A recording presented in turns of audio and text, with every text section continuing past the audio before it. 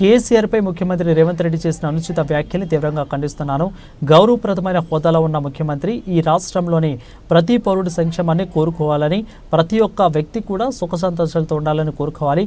కానీ అలా కాకుండా తెలంగాణ ఉద్యమానికి సారథ్యం వహించిన వ్యక్తి తెలంగాణ రాష్ట్ర తొలి ముఖ్యమంత్రి అయిన కేసీఆర్ గారిని మార్చరీలోకి త్వరలో పోతారంటూ కూడా ముఖ్యమంత్రి మాట్లాడడం చాలా విచారించదగ్గ విషయం. ఇక విఘ్నత కలిగిన వ్యక్తులు ఎవరు కూడా ఇలాంటి మాటలు మాట్లాడారు.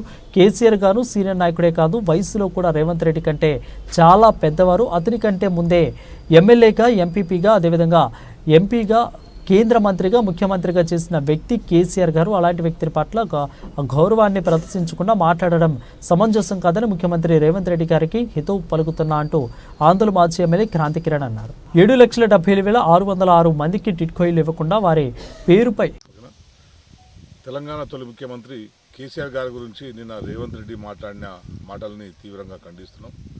మానవత్వం లేని విధంగా ప్రవర్తిస్తున్న ఆ ముఖ్యమంత్రి ఆ పదవికి అనర్హుడు. ఈ రాష్ట్ర ప్రజలకు ప్రాతినిధ్యం వహిస్తున్న వ్యక్తి, ఈ రాష్ట్రంలో ఉన్న ప్రతి ఒక్కరు కూడా సుఖ సంతోషాలతో ఆయురారోగ్యాలతో ఉండాలని కోరుకునే వ్యక్తి ముఖ్యమంత్రి. కానీ ఒక ముఖ్యమంత్రి అయిన వ్యక్తి, ఇంకో ముఖ్యమంత్రిగా పనిచేసిన వ్యక్తి, తెలంగాణను సాకారం చేయడంలో క్రియాశీలకంగా కీలక భూమిక పోషించిన వ్యక్తిని తను మార్చరికి వస్తాడు అని చెప్పి సంబోధించడం అనేది అది రేవంత్ రెడ్డిలో ఉన్న మానవతా విలువలు ఎంత దిగజారి ఉన్నాయో మనం అర్థం చేసుకోవచ్చు. దీన్ని అందరూ కూడా తీవ్రంగా ఖండిస్తున్నాం. ఇప్పుడే కాదు, ముఖ్యమంత్రి కాకముందు నుంచి, ముఖ్యమంత్రి అయిన తర్వాత కూడా ఇదే విధంగా తన మాటను ధోరణి ఉన్నది. ఈ ధోరణి మార్చుకోవాలని చెప్పి మేము తెలియజేసుకుంటున్నాం. ఎందుకంటే మాకు కూడా అటువంటి మాట్లాడవచ్చు. కానీ సభ్యత, సంస్కారం మాకు తెలంగాణ ఉద్యమం నేర్పింది కనుక మేమెవరం కూడా అటువంటి పదజాలాన్ని వాడలేం. ఇప్పటికైనా పెద్ద మనిషి కేసీఆర్ గారికి క్షమాపణలు చెప్పాలి.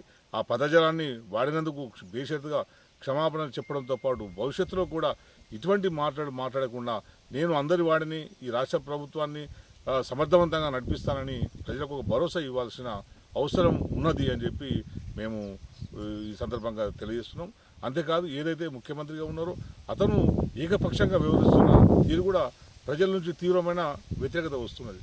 బహుశా నేను అనుకునేది ఆయన ప్రజల నుంచి వస్తున్న తీవ్ర వ్యతిరేకత నుంచి, ఒక ఫ్రస్ట్రేషన్లోంచి, ఒక డిస్సాటిస్ఫాక్షన్లోంచి ఇటువంటి మాటలు మాట్లాడుతున్నాడేమో నేను అనుకుంటున్నాను. అందుకే మీకేమైనా మానసికమైన సమస్యలు ఉంటే కొన్ని రోజులు రెస్ట్ తీసుకోండి. రెస్ట్ తీసుకున్న తర్వాత ఈ ప్రభుత్వాన్ని సజావుగా నడపగలుగుతారు. లేదనుకుంటే మీరు ఇదే తిరిగా ఉంటే రాష్ట్రం ఒకవైపు అప్పుల కుప్పగా ఉన్నది, రైతులు నీళ్లు లేక, పంటలకు నీళ్లు లేక రైతులందరూ కూడా ఇబ్బంది పడుతున్నారు, కరెంటు సరిగ్గా వస్తలేదు, మీరు ఇస్తున్న సంక్షేమ పథకాలు కూడా సరిగ్గా ఇవ్వలేక ప్రజలు బాగా ఇబ్బందులకు గురవుతున్న పరిస్థితి ఉన్నది కనుక మీ మానసిక పరిస్థితి బాగలేదేమో అని నాకైతే అనిపిస్తుంది. అందుకే మీ ధోరణి మార్చుకోండి. లేదనుకుంటే మీరు ట్రీట్మెంట్ తీసుకోవాలని చెప్పి నేను డిమాండ్ చేస్తున్నాను.